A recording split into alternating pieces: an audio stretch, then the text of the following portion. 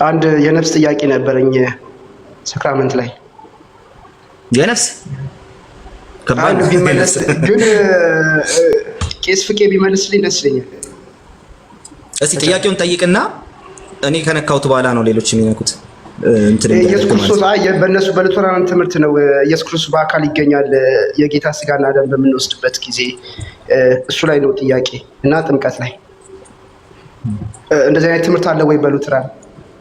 እሺ ቃልዬ እንደዚህ አንተ እነሱ ጋር ሄደህ ትወስዳለህ የጌታ እራት? አይ ወስጄ አላውቅም። ወሰድ ቢሉኝ ወስዳለሁ። ለምናልስ እነሱ ግን አንተ አሁን ቄስ በፍቃዱ መቼ ሲያስተምር ነበር። እኔ አስተምር ሄዳለሁ እንጂ የጌታ ስጋና ደም ከእነሱ ጋር ህብረት አላደረገም። አሁን ወንድሞች በህብረት ነው አይደል የሚወስዱት? ወንድም ከተባለ እንደው በህብረት ከተቀመጥን ለምንድን ነው የማይወስዱት? የማይወስዱበት ምክንያት ምንድን ነው?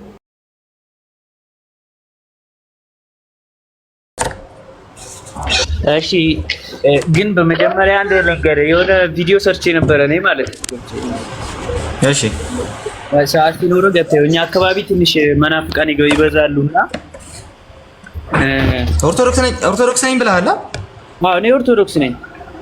ባይዘው ኦርቶዶክስ አይደለሁም። እሺ ፕሮቴስታንት ነህ? መናፍቃን በዛና የት አካባቢ ናችሁ ግን?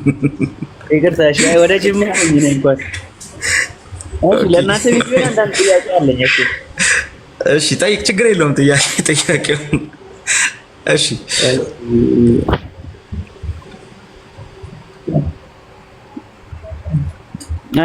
ጠይቅ። በእናንተ እምነት ማለት ነው የሰው ልጅ አንዴ ድኗል? ሁለት ድነት የለም፣ አንዴ ድኗል። ከዚህም በኋላ የሚሰራው ኃጢአት ያቆሽሸው አይችልም። ከዚህም በኋላ የሚሰራው ኃጢአት ሊያቆሽሸው ይችላል? ለምን አያቆሽሽም? አዎ ያቆሽሸዋል እንጂ። እና እንደዛ ከሆነ የክርስቶስ አማላጅነት ለምን ያስፈልጋል? ምንድን ያቆሽሸዋል ነው ያልኩህ፣ ግን ገብቶሃል? ገብቶኛል። አዎ ስለሚያቆሽሸው ነው የክርስቶስ አማላጅነት የሚያስፈልገው፣ በክርስቶስ በኩል ወደ አባቱ እንዲቀርብ ወደ አብ እንዲቀርብ ማለት ነው እኮ። ለምን ማለት አንዴ መጥቶ አቅርቦ የለ እና የክርስቶስ አማላጅነት አያስፈልግም ማለት ነው ከአሁን በኋላ። በድሮ በጥንት አብሶ አዳም በሰራው ኃጢአት ነበር የሚያስፈልገው እንትኑ ማለት ነው። አሁን እንትን ኃጢአት ማይሰራ ከሆነ ማለት ነው የሰው ልጅ አይሰራም አልኩ እንዴ? አይሰራል፣ ግን የኃጢአቱ ሊያቆሽሸው አይችልም። አይችልም አላልኩም። ማሪ ያቆሽሸዋል ነው ያልኩት እኔ። እንደዛ አልከኝ። እሺ እና እንደዛ የሚያቆሽሸው ከሆነ እኮ በቅድምዬ አንዴ ድኗል ያልከኝ ነገር አስፈላጊ አልነበረም ማለት ነው እንዴ? መጽሐፍ ቅዱስ እኮ ነው አንዴ ድኗል ማለት መጽሐፍ ቅዱስ ነው የሚናገረው እኮ።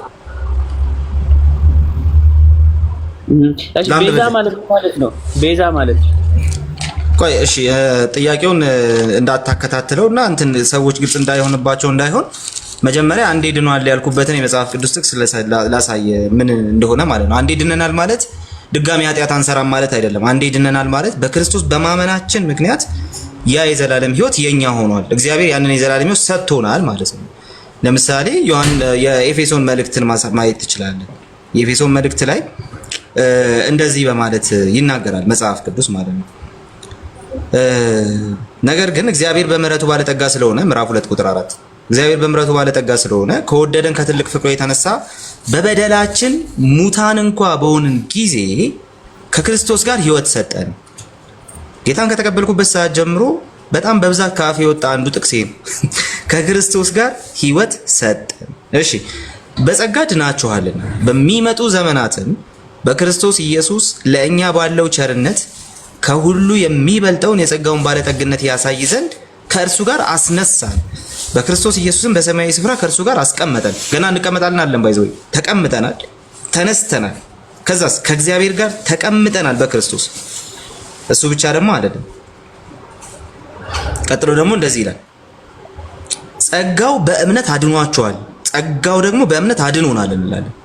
ድነናል። ዩሲ ገና እንድናለን አይደለም፣ ድነናል። ይሄ እንዲህ ብለን ነው እኛ ክርስቲያን የሚጀምረው ድኛለሁ ብሎ። በቃ ክርስትና የሚጀምረው ከእርግጠኝነት ነው። ድኛለሁ ከሚል እርግጠኝነት ነው ክርስትና የሚጀምረው። ስለዚህ አድኗቸዋል። ይህም የእግዚአብሔር ስጦታ ነው እንጂ ከእናንተ አይደለም።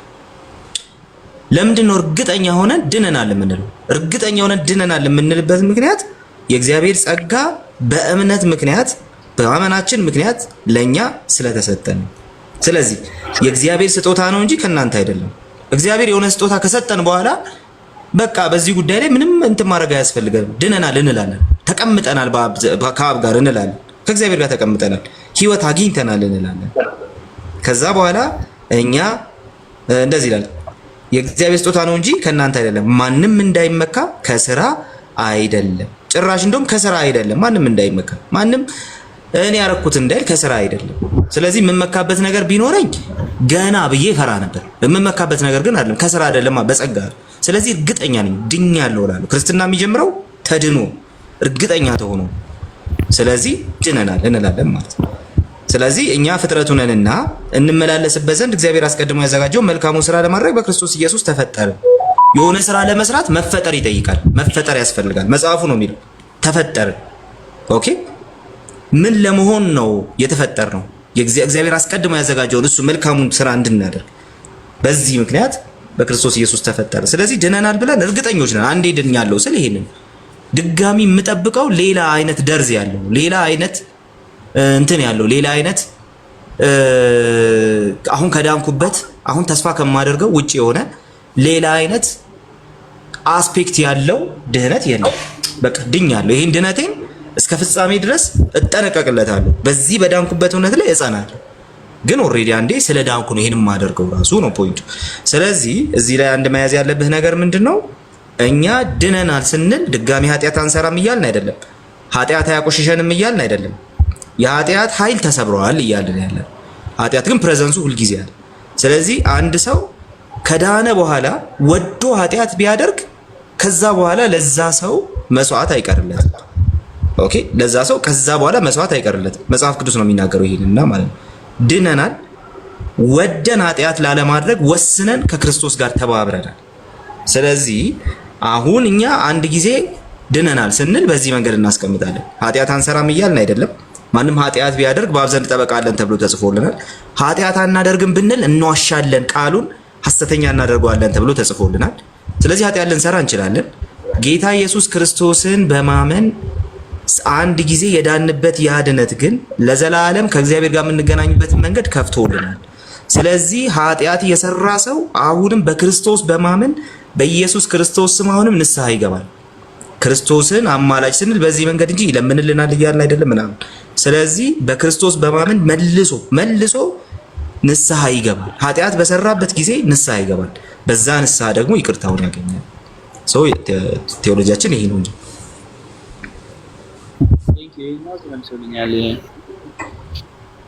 እሺ፣ አንድ ጥያቄ ልጠይቅ የመጨረሻ። እሺ፣ በመሀል አንዴ ቦታ ያስወጣኝማ ስክሪንሾት አድርጌ ነበረ። አይ ያስወጣል እንጂ። እሺ፣ አይ ቁጥሩን ነው እንትኑን ቃሉን አውቀዋለሁ። ችግር የለውም ነው ያወጣልሃለሁ። ንገረኝ። ለመላእክት አይሰገድም በሚለው ማለት ነው። የእግዚአብሔር መልአክ በሚፈሩት ሰዎች ዙሪያ ይከባል ያድናቸውማል ይላል። ቁጥሩን ታውቀዋለህ ነው? መዝሙረ ዳዊት ላይ ያለ ሐሳብ ነው የምትነግረኝ? እሱ እዛ ላይም አለ። ማን ነበረ ደግሞ በአህያ ላይም ሆኖ አህያውም ሰግዶለታል። እሱም አህያው ሰገደ። ማን ነው?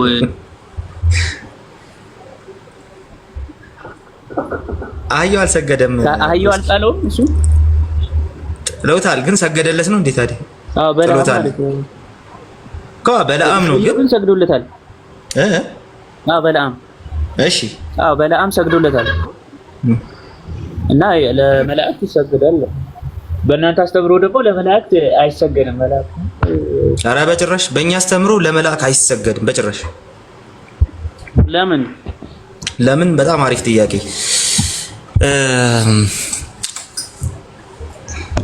እዚሁ ልጠይቅህ። ቆይ ባክ ኤንድ ፎርዝ እንድናደርገው ማለት ነው። መልአክ ተገልጦልህ ያውቃል? ለኔ አያውቅም። ስለዚህ በመንፈስ ነው የምትሰግድለት ማለት ነው። ለምን እንደዛ ከሆነ ኢየሱስንም እኔ አይቼው አላውቅም እኮ። ኢየሱስንማ አይተነው አናውቅም። ወደሱ እንመጣለን። መልአክ እያየኸው ካልሰገድክለት ለተገለጠላቸው መልአክ ኦፍ ኮርስ ሰግደዋል። ያ በእነሱ ባህል እንትን ነው። እኛም ከኛ ተለቅ ያለ ሰው ሲኖር እኮ ጎንበስ እንላለን፣ እንትን እናደርጋለን፣ እጅ እንነሳለን ምናምን። ለእነሱ እንደዛ ነው። ምንም ሃይማኖታዊ እንትንም የለውም። የሆነ በጣም ሃይማኖታዊ የሆነ ስርዓት ኖሮት አይደለም። ልክ እኛ ታላላቆች ስናይ ብድግ እንደምንለው እጅ እንደምንነሳው ልክ እንደዛ ጎንበስ ብለን ሰላም እንደምንለው እንደዛ ኦልሬዲ ያ የአክብሮት እንትናቸው ነው፣ የአክብሮት ጄስቸራቸው ነው። ሃይማኖታዊ አይደለም ሲጀምር፣ ሶሻል ነው ራሱ። ኦኬ ሶሻል ነገር ነው። ቆይ አንዴ ልጨርስ። ነገር ግን እነዚህ ሰዎች ላልተገለጠላቸው መልአክ ሰግደው አያውቁም። ላልተገለጠልህ መልአክ ስትሰግድ በመንፈስ ነው እየሰገድክ ያለኸው አይደለ? ዱርዬው ስም ይከብዳል፣ ግን በቃ ስም እንደዛ ስለሚል ይቅርታ። የጸጋ ስግደት ነው የሚሰግዱለት፣ ግን የግድ ደግሞ ለመስገድ ለነሱ የግድ መገለጥ የለበትም። ሳይገለጥለት ለመልአክ የሰገደ ታውቃለህ? መጽሐፍ ላይ አላየሁትም። በቃ የለም። አንዱ እሱ ነው። ሁለተኛው ግን አዲሱ ኪዳን ራእይ የሚጨርሰው ራሱ ማለት ነው። ራእይ መጽሐፍ ላይ ስትመለከት መልአኩ ቆይ እሺ፣ ቀስ እያልክ መልአኩ ራሱ እንዳታደርገው ተጠንቀቅ ብሎታል። አንደኛ እንዳታደርገው ተጠንቀቅ እየተባለ አንድ ሰው እንዴት ነው ሊሰግድ የሚደፍረው? አይተኸዋል። ስለዚህ ጭራሽ ለአዲስ ኪዳን አማኞች ደግሞ ጭራሽ ከእግዚአብሔር በስተቀር ሊሰግዱለት የሚገባ ካለ ራሱ እንዳለ መጽሐፍ ቅዱስ አያዘንም። ስለዚህ መጽሐፍ ቅዱስ እንዳታደርገው ተጠንቀቅ ስለሚል አናደርገው። እሺ የዮሐንስ ራእይ ላይ ይሄን የተናገረው ዮሐንስ ነው አይደለ? አዎ። ግን ከላይ እንደዛ ከማለቱ ሲሰግድለት ተነስ፣ እኔም አንተም የምናመልከው አምላክ አለ፣ ለኔ ልትሰግድ አይገባም አይደል ያለው መልአኩ። ትክክል። ግን ከዛ ከፍ ብለህ ስታነበው ዮሐንስ በዛን ሰዓት በእግዚአብሔር መንፈስ ውስጥ ነበረ አይደለ የሚለው? በእግዚአብሔር መንፈስ ውስጥ ነበርኩኝ ይላል አይደለ? አዎ። እና እንደዚህ ከሆነ ዮሐንስ ሳይሆን የተሳሳተው የእግዚአብሔር መንፈስ ነው ማለት ነው። የእግዚአብሔር መንፈስ ሰገድ ብሎት ነው እንደ ሰገደ። ለምን እሱ በዛን ሰዓት የነበረው በእግዚአብሔር መንፈስ ውስጥ ነበርኩኝ መልአኩ ሲያገኘኝ ይላል። የእግዚአብሔር መንፈስ ነው ተሳሳተ ልንል የምንችለው ማለት ነው። እሺ እንግዲህ አሁን ላብራራለህ። በቃ ኦልሬዲ ባክ ኤንድ ፎርዝ ይቆምና ላብራራለህ። በመጀመሪያ በመንፈስ ነበርኩኝ፣ በጌታ ቀን በመንፈስ ነበርኩኝ ሲል ዮሐንስ እየተናገረ ያለው መንፈስ ቅዱስ እየመራኝ እንደዚህ ምናምን እያለ አይደለም ያለው። በመንፈስ ነበርኩኝ ብሎ ሲናገር ማለት ነው ያለበትን ኦር ደግሞ በዛ ሰዓት የነበረበትን ስታተስ ነው እየተናገረ ያለው። በዛ ሰዓት የነበረበትን ሁኔታ ማለት ነው። በዛ ሰዓት እሱ በዛ ስደት ቦታ ላይ ሆኖ በስደት ነው ያለው። ፍጥሞ ደሴት በስደት ነው፣ በግዞት ነው ሄደው። ኦኬ። ስለዚህ በዛ ስፍራ ላይ እየጸለየ ከእግዚአብሔር ጋር ኮሚኒኬት እያደረገ ነበር የነበረው ነው። ሰው እየጸለየ ሊሳሳት ይችላል። አዎ በደንብ ሊሳሳት ይችላል። ኦኬ። ስለዚህ በመንፈስ ነበርኩኝ ማለት መንፈስ እየመራኝ እንዲህ እንትን እንደዛ አይነት ነገር ውስጥ አልገባም። በመንፈስ ነበርኩኝ ኮምፕሊትሊ ከእግዚአብሔር ጋር ኮሚኒኬት እያደረገ እየጸለየ እንደነበር የሚያሳይ ነው። በዛ ሰዓት ነው ያ ነገር የተገለጠልኝ ነው ፖይንቱ እሱ ለሐዋርያው ዮሐንስ ማለት ነው። ቀጥሎ ግን አንዴ ቀጥሎ ግን ኦርቶዶክስ ና? አዎ እኔ ኦርቶዶክስ ነኝ። እሺ ታድሮስ ማላቲ የሚባሉ ሰው ታውቃለህ? አይ አላውቅም። በጣም ጎበዝ አይደለም። እሺ ታድሮስ ማላቲ ማለት ፋዘር ታድሮስ ማላቲ ማለት የኮፕቲክ ኦርቶዶክስ ሊቅ ናቸው። ባይዘው በጣም የምወዳቸው ሰው ናቸው። ዮሐንስ ተሳስቶ ነው ኢየሱስ መስሎት ነው ብለዋል እሳቸው።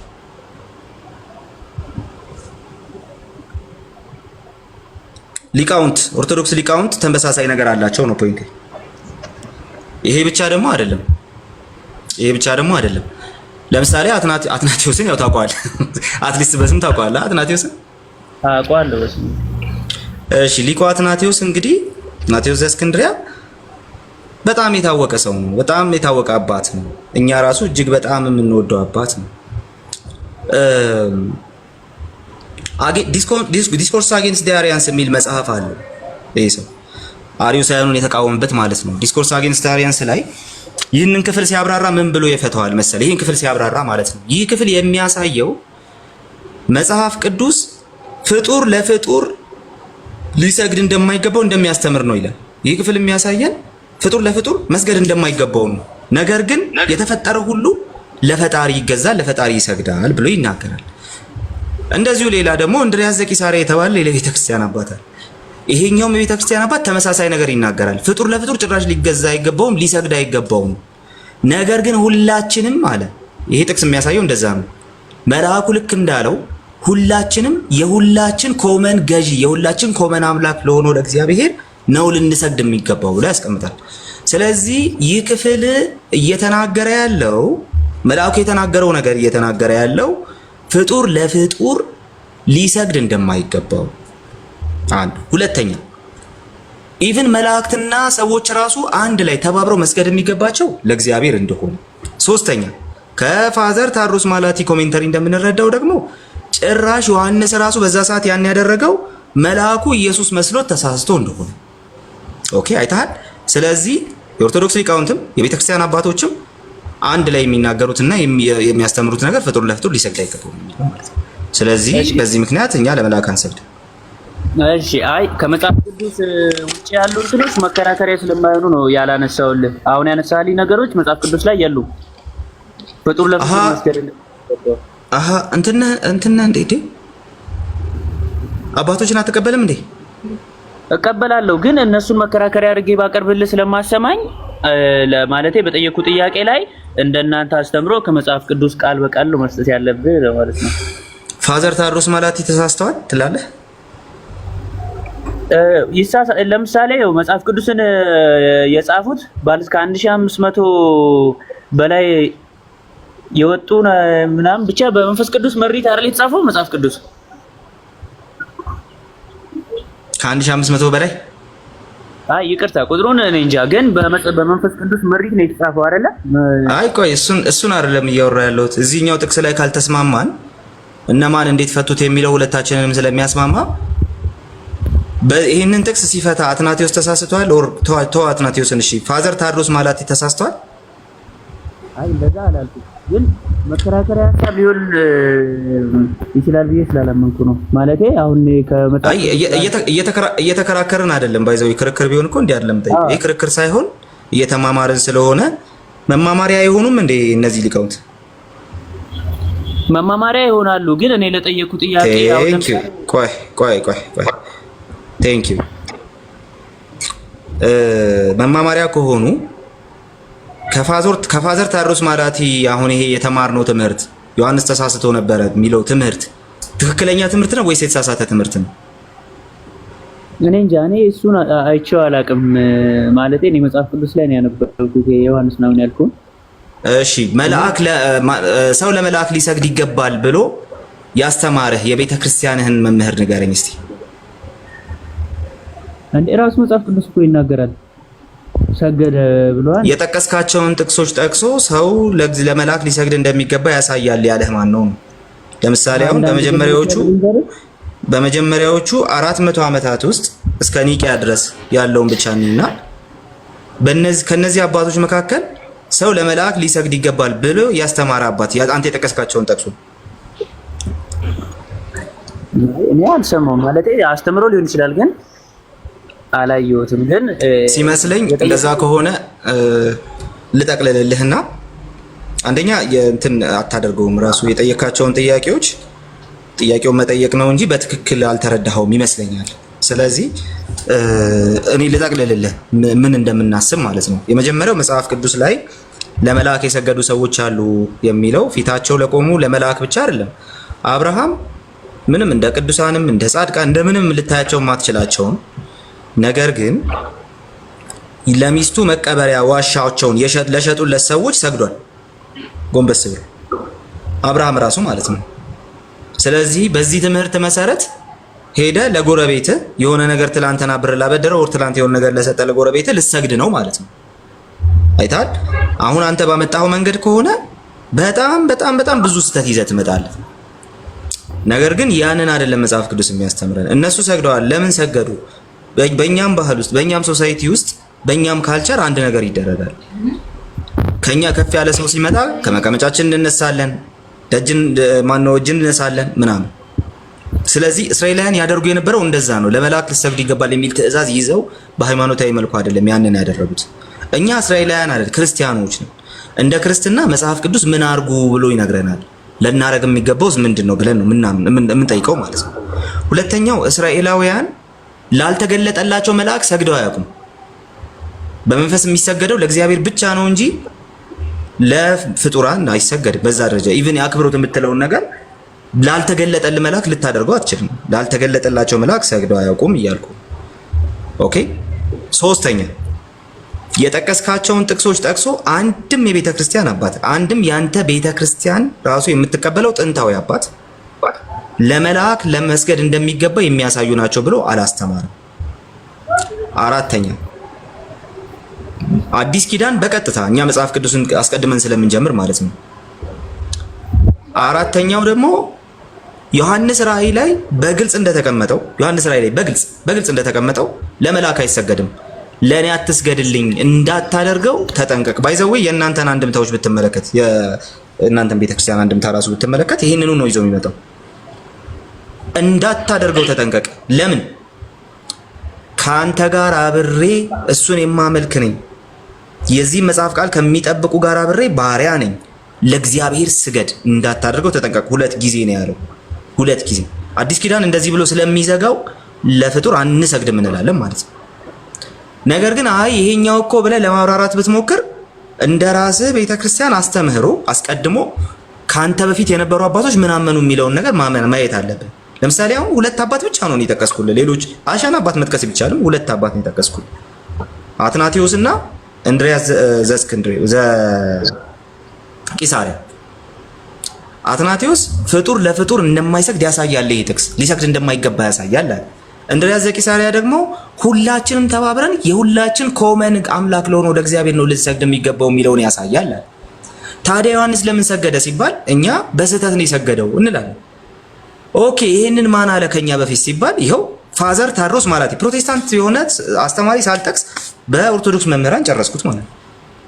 ፋዘር ታድሮስ ማላቲ የታወቁ የኮፕቲክ ኦርቶዶክስ ሊቅ ናቸው። በጣም የምወዳቸው ሊቅ ናቸው። በጣም ማለት ነው። በጣም ደስ የሚሉ ሰው ናቸው። ሶ እንግዲህ እሳቸውም ዮሐንስ አይ ተሳስቶ ነው ኢየሱስ መስሎት ነው እሱ የሰገደው ብለው ያስቀምጣሉ። ስለዚህ በአጭሩ ለመልአክ የሚሰገድ ስግደትን መጽሐፍ ቅዱስ አያስተምረንም፣ አይነግረንም። በዚህ ደግሞ እኛም አባቶችም የኦርቶዶክስ ቤተክርስቲያን ሊቃውንትም እንስማማለን። ጨረስን ማለት ነው። አይ ከዚህ የተለየ ሐሳብ አለ ካልክ አንተ የምታምነውን ያመነ የቤተክርስቲያን አባት የትኛው እንደሆነ ትንሽ ጊዜ ሰጥተህ ብታጠና ጥሩ ነው። አሁን እየጠየከኝ ነው ስመልስልህ የምታመጣው መቃወሚያ ማስረጃ የለውም። ስለዚህ ዝም ብሎ መከራከር ሊሆን ስለሚችል ማቆም ነው ያለብን እዚህ ጋር። ሌላ ጥያቄ ካለህ ግን እቀበልሃለሁ። ይሄኛውን እዚህ ጋር አንተ ብታጠና ጥሩ ነው። እሺ አይ ሌላ ነው ማለቴ ቅድም እየጠየኩ ነበረ ማለት በመላእክት መሰገድ ምናምን ዙሪያ ሳይሆን መጽሐፍ ቅዱስ ሲጻፍ መጀመሪያ ማለት ነው በመንፈስ ቅዱስ ምሪት ነው አይደለም የሚለው ነገር አይ ማብራሪያ አይደለም ወይ ነው ወይ አይደለም በለኝ። እሺ አንድ ጊዜ ሰላም እንበልና ሰዎችን ከዛ በኋላ እንትን እንላለን። ቄስ ሰላም ብያለሁ። ቄስ በፍቃዱ እንኳን ደህና መጣህ። ቃልዬ እንዴት ነህ? ሰላም ነህ ወይ? ያው ብዙ የተጠቀምን ያለ ነው። ቴንክ ዩ። እየሰማሁ ነው በደንብ ተባረክ። እንዴት ናችሁ? ላይም ታችም ያላችሁ ሰላም ነን፣ እግዚአብሔር ይመስገን ሰላም ነን። እንኳን ደህና መጣህ። ቴንክ ዩ ስለመጣህ። ጆና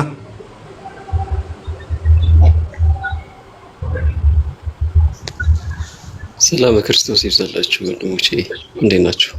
ሰላም ብያለሁ። ጆና እንዴት ነህ? ሰላም ብያለሁ። አለን ይመስገን። እንኳን ደህና መጣህ። ኤቢ እንዴት ነህ?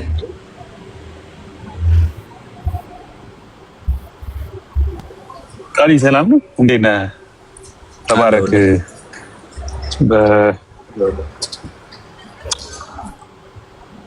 ቄስ ጆና ሁላችሁንም ሰላም ብያለሁ። እንዴት ናችሁ?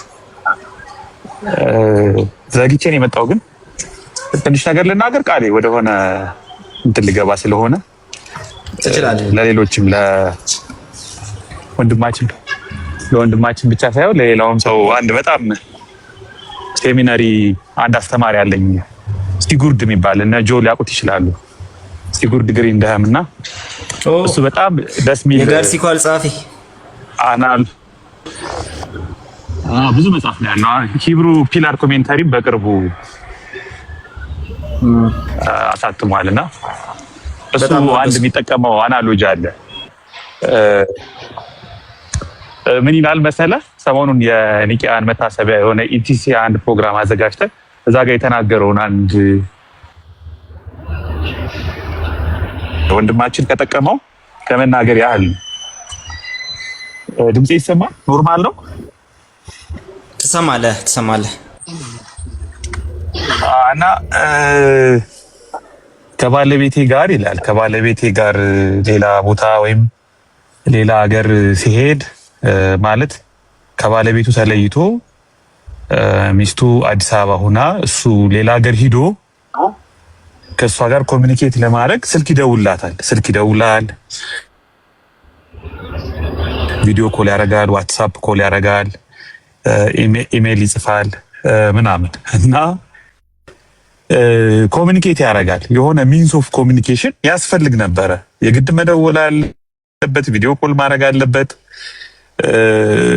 በቃ በዛ መልኩ ነው ኮሚኒኬት የሚያደርጉ እና ዕብራውያን ምዕራፍ 1 እግዚአብሔር በልዩ ልዩ መንገድ በልዩ ልዩ ጊዜ ሲናገር እንደነበረ የሚናገረውን ነገር ያስታውሱኛል ይላል። ግን አሁን ግን ስመጣ ይላል አዲስ አበባ መጥቼ ሚስቴን አግኝቼ ቤት ገብቼ አስባችሁታል? ቤት ገብቼ እሷን አግኝቻት ስልክ ብደውል እዛው አብረን ተገናኝተን በቪዲዮ ኮል ላገኛት ብሞክር በዋትሳፕ ላገኛት ብሞክር ምንድነው የሚፈጠረው? ወይም ነው ምን ያህል ዊርድ ነገር እንደሆነ አሁን የሌሎችን አካላት መካከለኛነት መፈለግ ራሱ ጌታ በክርስቶስ መጥቶ ወደ አብ መግቢያው በር ተከፍቶ እሱ ሕይወትም መንገድም እውነትም ሆኖ የበጎች በር ሆኖ መግቢያው በር ሆኖ ሳለ ሌላ መካከለኛ መፈለግ ሌላ ወደ እግዚአብሔር ወደ ጌታ የሚያደርሰን ወደ እግዚአብሔር የሚያመጣን ወደ ክርስቶስ የሚያቀርበን ሌላ አካል ደግሞ መፈለግ ሚስትን በአካል አግኝተህ በስልክ ወይም በዋትሳፕ በቪዲዮ ኮል ለማናገር እንደመሞከር ነው ያለው። በጣም እንትን ብሎኛል። የሚገርም ፒክቶሪያል እንትን ነው። እንደዛ ነው። እቺን ለመጨመር ነው። ቴንኪው ሁላችሁም ስላገኘኋችሁ ደስ ብሎኛል። ተባረኩ። ቃልዬ ተባረክ። ቴንኪው ትክክለኛ አገላለጽ እና ሲገርድ እናንተ ጋር ነው። ይገርማል። በጣም ወደ ሰው ነው። ክሪስቶሎጂ ኢን ሲኖፕቲክ ጎስፐልስ የሚል አንድ መጽሐፍ አለው እና እሱ መጽሐፍ ላይ ሰሞኑን እሱ ላይ እየዋልኩ ነው እና በጣም የወደድኩ ሰው ነው ባነበብኩት ቁጥር ነው። አንድ ቀን በቃ እሱን ለማግኘት ብቻ መጣል ሴሚናሪ የገስት መካነ ኢየሱስ የገስት ይመጣል፣ ግን መካነ ኢየሱስ ሴሚናሪ ነው ያለው። እሱን ለማግኘት ብቻ በጣም ደስ ይላሉ ጽሁፎቹ። ቴንክ ዩ ፎር ሼሪንግ። እሺ ድሩዬ ወደ አንተ ልመለስና ተዘጋጁ። ጆና፣ ቄስ ፍቃዱ እናንተም ደግሞ ሀሳብ የምትሰጡበት ነገር ይኖራል። መጽሐፍ ቅዱስ እየተነሳ ስለሆነ ማለት ነው። እሺ መጽሐፍ ቅዱስ በእግዚአብሔር መንፈስ ምሪት የተጻፈ ነው ወይ? አዎ የተጻፈ ነው። እሺ እኮ እንደዛ ከሆነ ከዛ ከተጻፈ በኋላ ማርቲን ሉተር ከፕሮቴስታንት እና ምንድነው ከካቶሊክ ወደ 150 የሚደርሱ ጥያቄዎችን አውጥቶ ለነዛ መልስ ተከራካሪዎች ፕሮቴስታንት ብሎ መሰረተ ምናምን ነበር የጠየቁኝ። እንዴት መጣ ስላቸው ማለት ነው ፕሮቴስታንቲዝም እና በመንፈስ ቅዱስ የተጻፈ ዋሽተዋል። ዋሽተውኛል። እሺ ዋሽተዋል። ጥያቄውን ብቻ አስቀምጥልኝ። ጥያቄ የዮሐንስ ራዕይ መጨረሻ ላይ ከዚህ መጽሐፍ ቅዱስ የቀነሰ ወይም የጨመረ የተረገመ ይሁን ስም አጠራሩ ብቻ እንደዛ ነገር ይላል፣ ያወግዘዋል። ስም አጠራሩ አይታወቅ ታምረ ማርያም ላይ አይ ለምን ስትፈልጋለህ? ግን ያው አያወግዘውም። አይ በዛው እያረምኩ ነው ለፈገግታ ምናምን። አይ ማርያም አላልኩማ። ያው ስም አጠራሩ ውግዘትን አይደለም ያመለክተው። እሺ አይ አይልም ነው መጽሐፉ ላይ አይልም እንደዛ። ለማንኛውም ግን ስለገባኝ አንተ የጠቀስከው ስለገባኝ ራእይ ላይ ያለውን ሐሳብ ስለሆነ እግዚአብሔር ድፈታውን ያጎልበታል ምናምን የሚለውን ስለሆነ ጥያቄህን አስከትልልኝ፣ ችግር የለውም። አዎ እና እነዚህ ከ66ቱ ላይ የተጠቀሱት መጽሐፍ ቅዱስ ከወጣ በኋላ ነው እና መጽሐፍ ቅዱስ ደግሞ ራሱ አውግዟቸዋል፣ የጨመረ የቀነሰ ብሎ ማለት ነው።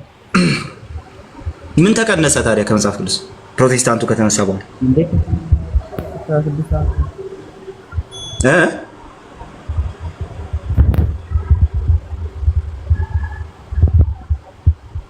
ዱርዬው አለ አይሰማም? እሺ ንፋስ ገባብህ። እሺ አሁን ችግር የለውም። አሁን ቀጥል። ምን ተቀነሰ ከመጽሐፍ ቅዱስ? እንዴ ማርቲን ሉተር እነዚህ በሰው ሐሳብ የተጻፉ ናቸው ብሎ አንድ የቀነሳቸው 66 ያደረሳቸው ስንት ነበሩ? 80 ነበሩ። ኦ ጆን አለ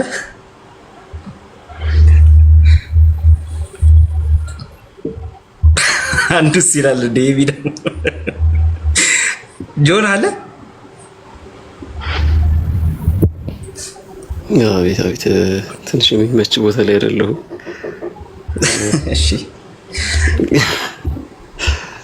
እስቲ እኔ እኮ በቀኖና ጉዳይ ካወራን ሌላ ሰፊ ነገር ነው የሚነሳው። ሲጀመር ማርቲን ሉተር ቀነሰ የሚባለው ነገር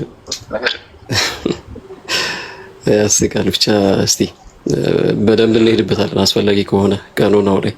ግን አንድ መጨመር የምፈልገው ነገር እቺን እንድናገርና እኔ በታችሁ ልስማችሁ።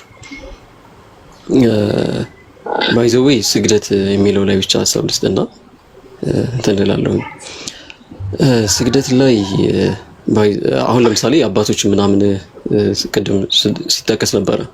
የሚገርማችሁ ነገር በደንብ እንደዚህ በተለይ በሰባተኛው ጉባኤ ላይ ናይሲያንቱ ላይ ታውቃላችሁ በደንብ አርቲኩሌት የተደረገው ከስግደት አንጻር ከአይከን አንጻር እዛ ላይ ነው እና ሜዲቫል ኤጅ ላይ ነው ያ ነገር የመጣው። በተለይ ሁለት አይነት ይሄ ፕሮስክኖና ላትሪያ ብለው ዱሊያና ላትሪያ ብለው የከፈሉት በዛ ዘመን ነው እንጂ የሚታወቀው። በተለይ ደግሞ እነንትና ቶሚስት የሆነውን ቴዎሎጂ ስትመለከቱት እንደዚህ አይነት ነገር ያስቀምጣል። ሶማ ቴዎሎጂ ላይ ቶማስ አኳይናስ ሁለቱ ለሁለት እንትን ይከፍለዋል። ስግደት የሚባለውን አምልኮ የሚባለውን ነገር ለሁለት ይከፍለዋል። የክብርና የአምልኮ የሚለውን ነገር ላትሪያን እና ዱሊያን ለመለየት ማለት ነው። ግን ይሄ ዲስቲንክሽን በጣም ስህተት እንደሆነ ያው የድሮም አባቶችም ይናገራሉ። እንደዚህ አይነት ዲስቲንክሽን መስራት የለብንም። ኢቭን ስግደት የሚገባው ለእግዚአብሔር አብ ብቻ ነው፣ ለእግዚአብሔር ብቻ ነው የሚልን ሐሳብ እና ሴንት አውገስቲን ራሱ ይናገራሉ። ከሱ ተነስቶ ነው ያንን ምንድነው ካቴጎሪ የሰራው የሚልን ሐሳብ አንዳንዶች ያው የካቶሊክ ስኮላሮች ቢናገሩ ኢቭን የድሮውን መሰረታቸውን ብንመለከት ሴንት ቶማስ አኳይናስ እና ላክታንቲየስ ባይዘው ላክታንቲየስ በጣም አይከን ቬነሬሽን ላይ ያለውን አቋሙ የታወቀ ነው እና እነዚህ አባቶች ኢቭን የማይቀበሉት ነገር ነው ይሄንን እንትን እና ሶሉስ ክርስቶስ ወይም ደግሞ ክብር ስግደት ለእግዚአብሔር ይገባል፣ ለኢየሱስ ክርስቶስ ብቻ ይገባል። ሶሉስ ዲዮ ግሎሪያ ብለን የምንጠራው ማለት ነው። ለአምላክ ብቻ ነው የሚሰጠው ክብር የሚባለው ነገር አባቶች በደንብ ያስተማሩትና በቃ በመጽሐፋቸው በጽሁፎቻቸው ያስቀመጡት ሐሳብ እንደሆነ መታወቅ አለበት እና በ16ኛው ሴንቸሪ ላይ የተጠበቀ የሚቀመጥ ነገር አይደለም። ይሄን በደንብ መታረም አለበት። ድንገት ያመጣው ነገር አይደለም። ኢቭን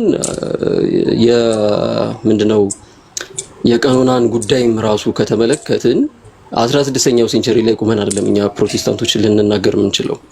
ወደ ኋላ ተመልሰን ብዙ መሰረቶች አሉ፣ በጣም ብዙ መሰረቶች አሉ። እንናገር እናስቀምጥ ካልን ማለት ነው። እና እባካችሁ 16ኛው መቶ ክፍለ ዘመን ላይ ቆማችሁ የምንናገር አይነት አድርጋችሁ እንዳታስቡት። በዛ ይታረም። ተባረኩልኝ። ጥሩ ሐሳብ እየሰጠን ነበር ቃሌ። ታች ሰማለሁ። የሚመች ቦታ አይደለም። እሺ ጆናይ እስከቻልክ ድረስ ሁን ገስት ላይ የምንፈልግ ሰዓት ይኖራል። እሺ ቄስ በፍቃዱ መጽሐፍ ቅዱሱ ሐሳብ ላይ የምትለው ነገር ካለ ለእናንተ ቅድሚያውን ልስጥ ብዬ ነው ሉተር ስለተነሳ። አክቹአሊ ስለ መጽሐፍ ቅዱስ የተጠየቀው ጥያቄ ግልጽ አልመሰለኝም። ራሱ ሪፎርሜሽኑ አዲስ መጽሐፍ እንዳመጣ ወይ ደግሞ ቀድሞ በነበሩት ላይ ሌላ እንደጨመረ አይነት መረጃ እንደደረሰው ነው መሰለኝ ወንድማችን ጥያቄውን እዛ ላይ የመሰረተውና ጥያቄው ተስተካክሎ መመለስ ያለበት ይመስለኛል። እኔ እንደው ትንሽ መጨመር ፈልገዎች የሚል ጀዋብ የምትባለው ቦታ ላይ ነው ከተፈቀደልኝ ምልጃዋ ላይ በተመለከተ ብዙ ጊዜ ምልጃ የሚለውን ነገር ስናስብ እንዲሁ የመጽሐፍ ቅዱስን አጠቃላይ ሐሳብ ስናጠናው ሰው ስለ ኃጢአቱ ስርየት ፍለጋ ወደ እግዚአብሔር የሄደበት መንገድ ተደርጎ ስለሚታሰብ የምልጃ አስተምሮት ስህተቱን የሚጀምረው ከዚህ ይመስለኛል። ምልጃ ኃጢአተኛው ምሕረትን ፍለጋ ወደ እግዚአብሔር የሄደበት መንገድ ሳይሆን ኃጢአተኛውን ዓለም ወደ ራሱ ለማምጣት እግዚአብሔር ወደ ሰው ልጆች የመጣበት መንገድ ነው። ስለ ምሕረት በክርስቶስ ምትካዊ ሞት የተፈለገው ኃጢአተኛው እንጂ ኃጢአተኛው አይደለም። ስለ ኃጢአቴ አኩርፎ የተቀመጠን እግዚአብሔር በሌላ ሶስተኛ ወገን ይቅር እንዲለኝ ወደ እግዚአብሔር የሄድኩበት መንገድ አይደለም። ከጥንትም ጀምሮ ኃጢአተኛ በእግዚአብሔር ሲፈለግ ነው የምንመለከተው። ምንድነው ወደዛ ወገኖቹ መጣ፣ የገዛ ወገኖቹ አልተቀበሉትም፣ ለተቀበሉት ሁሉ ግን እያለ በክርስቶስ በኩል እግዚአብሔር አምላክ ከጥንትም ጀምሮ ዓለምን ከራሱ ጋር ያስታርቅ ነበር ነው እና ጤናማው ከድህነት ጋር የሚገናኘው ምልጃ ግራውንዱ መሰመር ያለበት ከዚህ እውቀት ነው ብዬ አስባለሁ። እኔ ኃጢአተኛ ነኝ፣ በኃጢአቴ ሞቻለሁ። ስለዚህ የሞተ ማንነት በምንም ታምር ለድነቱ የሚያበቃው ምንም ነገር የለውም፣ ለእርቅ የሚያበቃው ምንም ነገር የለውም። ወደ ኃጢአተኛው ዓለም መድኃኒት የላከው ወደ ኃጢአተኛው ዓለም እርቅን ፈልጎ በክርስቶስ በኩል የተጠጋው እግዚአብሔር ነው የሚለውን ነገር ካሰብን ያ በጣም ቀላል ያደርገዋል። የመካከሉን ነገር ቀላል ያደርገዋል። ሁለተኛ አሁን የምናወራለት ምልጃ ብዙ አይነት ምልጃዎች አሉ። ሰው ከሰው የሚያደርገው ጥል አለ፣ ሰው ከራሱ ጋር የሚያደርገው ጥል አለ። ግን ይሄኛው አሁን የምናወራው በሃይማኖት ውስጥ የሚወራው ምልጃ በእግዚአብሔርና በሰው መካከል የተደረገን ጥል መሰረት ያደረገ የእርቅ ፕሮሰስ ይመስለኛል። ደሞም ነው። እዚህ ውስጥ እንግዲህ የጥሉ ምክንያት ምንድን ነው የሚለውንም ጨምሮ ማወቅ ያስፈልጋል። የጥሉ ምክንያት ኃጢአት ነው። ስለዚህ በመካከል የገባውን ኃጢአት ማስወገድን የሚጠይቅ ፕሮሰስ ነው ይሄ ምልጃ የሚባለው ነገር እንጂ እንደ ሰፈራችን እርቅ አንቺም አንተም ተው ተብሎ የሚሰራ ስራ አይደለም። በዛ የምንገላገለው ጉዳይ አይደለም። ጥሉ ህይወት የቀማን ነው። ጥሉ ከእግዚአብሔር ህይወት ያጎደልን ነው። ጥሉ ዘላለማችንን ጥያቄ ውስጥ የከተተ ጉዳይ ስለሆነ እንዲያቅለን ባናየው ጥሩ ነው ብዬ አስባለሁ። እና እንዴት ነው የተወገደው ብለን ስንጠይቅ መካከለኛ ሊሆን የሚገባው በሰውና በእግዚአብሔር መካከል የለየውን ኃጢአት ለማስወገድ የተፈለገው አማላጭ እርቅ ሊያመጣ ያስፈልገው አማላጭ ምን መሆን ይገባዋል? ምንድነው የዚህ አይነት አማላጭ ኃላፊነቱ ምንድነው የሚለውን ነገር ስንመለከት የመጀመሪያው መካከለኛ መሆን ነው። መካከለኛ ማለት በሰውና በእግዚአብሔር መካከል ማለት ነው። ስለ ሰውም ድካም የሚገባው ስለ እግዚአብሔር ጽድቅንም የሚገባው ያስፈልጋል ብዬ አስባለሁ። ስለዚህ የሰውን ድካም ሊረዳ የእግዚአብሔርን ጽድቅ ደግሞ ሊያረካ የግድ ያስፈልገዋል። ለዚህ ነው መካከለኛ ሆኖ በመሃል የገባው ክርስቶስ ነው የምንለው። የእግዚአብሔርንም የጽድቅ ጥማት አርክቷል መስቀል ላይ፣ የሰውንም ድካም ደግሞ ወክሎ ድካማችንን ወስዶ በእግዚአብሔር ቁጣ ውስጥ ለማለፍ ፈቅዷል። ይህንን ሁሉ የሚያካትት በጣም ትልቅ የሆነ ርዕስ ነው ስለ ምልጃ ስናስብ እና እንደው እኔ ኃጢአተኛው እርቅን ፍለጋ ወደ እዝጌር የሚሄድበት እዝጌሩን ፍለጋ ኃጢአተኛ የጀመረው መንገድ አድርገን እንዳናስበው ራሱ እግዚአብሔር ፍጥረቱን ለመታረቅ የመጣበት መንገድ ነው። በዚህ አይነት መንገድ ካየነው መሀል የምንፈልጋቸው ሁሉ ስራ የሚያጡ ይመስለኛል እና በክርስቶስ ተፈልገናል ነው። ስለዚህ አሁን እኛ ነን ከእግዚአብሔር ጋር ታረቁ ብለን ስለ ክርስቶስ እንለምናለን ተብለን የተጠየቅነው እኛ ነን። ሐዋርያቱ ወደ እኛ ነው የጮሁት። ይቅር በሉ ማለት በንስሐ ግቡ፣ ጌታን ተቀበሉ፣ ወደ ምሕረት ሁኑ ተብሎ አሁንም እየተለመነ ያለው ሰው እንጂ እዝጌር አይደለም። አሁንም እምቢ እያለ ያለው ለእርቅ ሰው እንጂ መለኮት አይደለም። እና እኔ ላይ ጥያቄው ላነሳ ወንድምም ቢሆን የምናገረው ምንድን ነው? ወንጌል ወደ አንተ ነው፣ ሞቶልሃል፣ ክርስቶስ ይወድሃል፣ በአንተና በእግዚአብሔር መሀል ያለውን ጥል በደሙ አስወግዶታል። በሱ በኩል ለሚመጡ ሁሉ እግዚአብሔር ምን አድርገዋል? በሩን ከፍተዋል፣ ሊቀበልህ ወዷል። ዘመኑም የምህረት ዘመን ነው። በምህረት ዘመን ውስጥ ደግሞ አንተ አለ፣ እድለኛ ነህ። ይሄ የምህረት ዘመን ደግሞ ይመለከትሃል። አንተን አይመለከትም ብሎ ኤክሰፕሽናል አንተ አልተሰጠም። ስለዚህ በሩ ክፍት ነው፣ መካከለኛው ስራውን ጨርሷል። እና በልጁ በኩል ለሚፈልገን እግዚአብሔር ልባችንን መክፈት ያስፈልጋል። የዕለቱን መልእክታችን ለአንተ ይሄ ነው መሆን የሚገባው ብዬ አስባለሁ። ተባረኩ። ቀልይ ተባረክ ቄስ፣ ጌታ ይባርክ። ዱርዬው እዚህ ላይ እንግዲህ ይሄ አሁን ቄስ በፍቃዱ ያለው ነገር በቃ ጀስት የፕሮቴስታንቱ ትምህርት ነው። የፕሮቴስታንቱ ትምህርት የሆነው ፕሮቴስታንት ስለፈጠረው አይደለም፣ መጽሐፍ ቅዱሳዊ ስለሆነ ከመጽሐፍ ቅዱሱ ትምህርት ወደ የትም መውጣት ስለማይቻል ከዚህ የተነሳ ልትይዘው የሚገባ ትምህርት ነው። ስለዚህ ይህንን ትምህርት መያዝ አለብህ ብዬ አስባለሁ።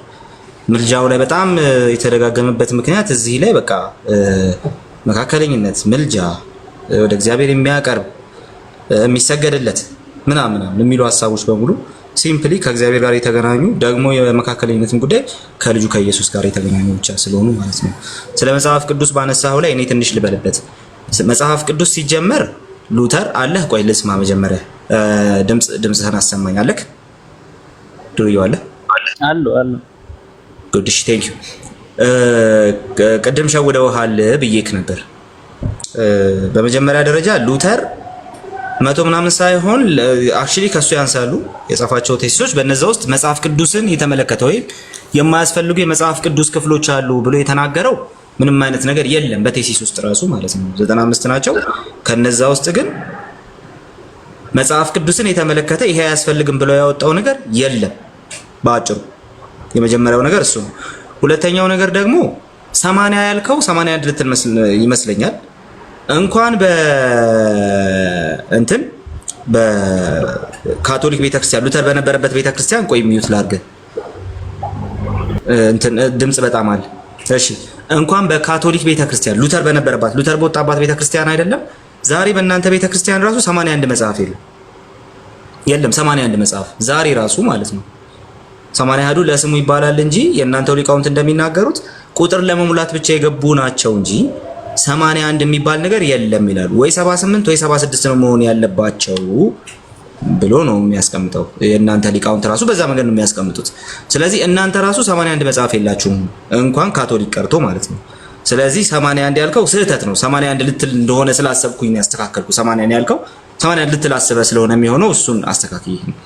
ግን ይሄ የመጽሐፍ ቁጥር በካቶሊክ ቤተክርስቲያን አይታወቅም። እንኳን በካቶሊክ ቤተክርስቲያን በኦርቶዶክስ አብያተ ክርስቲያናት ራሱ የቁጥር የሚታወቀው ኢትዮጵያ ውስጥ ነው። ኢትዮጵያ ውስጥ ሲታወቅ ራሱ 81 የሚሞሉ መጽሐፍት አሉ አይደለም? ጥያቄ የለም ራሱ እንደዛ የሚባል ፍትሐ ነገሥቱ ብቻ እንደዛ ስላለ ብቻ ነው 81 የምትሉት እናንተ እንጂ የለም ጭራሽ 81 የሚባል መጽሐፍ። ኦኬ። ስለዚህ በካቶሊክ ቤተክርስቲያን የኃይለ ኢየሱስ እንደጻፈው ነው ያለው የመጽሐፍ ቁጥር 73 መጽሐፍ ነው። እነዛ 73 መጽሐፍት ውስጥ ግን ኦኬ የእግዚአብሔር ቃል አይደሉም ወይም ደግሞ እስትንፋሰ እግዚአብሔር አይደሉም ተብለው በፕሮቴስታንቱ የሚታመኑ አሉ። እሱን ያለው ሉተር አይደለም፣ አስቀድሞም ሉተር አይደለም ያለው ሰከንድ ቲር ቦክስ ናቸው ያሉት። ከሉተር አስቀድመው የነበሩ 4ኛ ክፍለ ዘመን ላይ 5ኛ ክፍለ ዘመን ላይ የነበሩ የቤተክርስቲያን አባቶች ናቸው፣ ሊቃውንት ናቸው። ለምሳሌ ሩፊነስ 65 መጽሐፍትን ትንቢተ ኤርሚያስን ከሰቆቃው ኤርሚያስ ጋር ስለሚቀላቅሉ ማለት ነው በእኛ 66 የምንለው ማለት ነው የሚቀበለው እነሱን ነው እንደ እስትንፋሰ እግዚአብሔር ማለት ነው።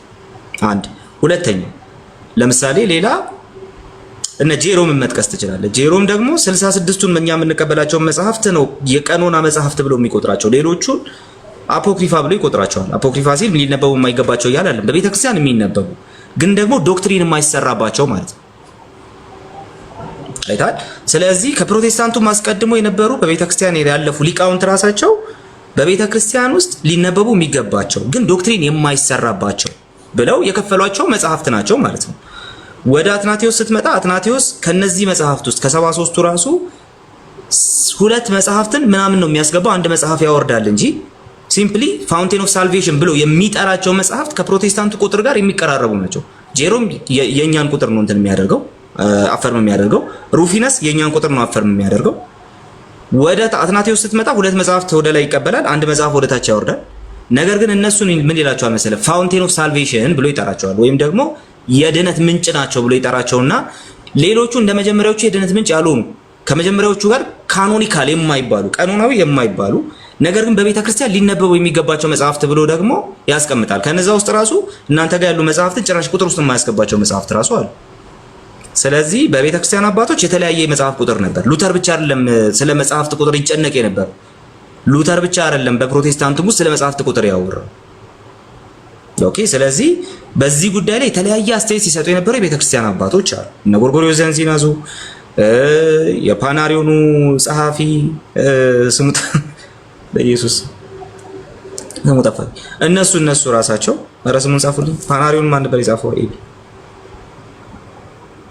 አፌ ላይ ነው ያለው። ባለፈው ዲቤት ላይ ነው ሰው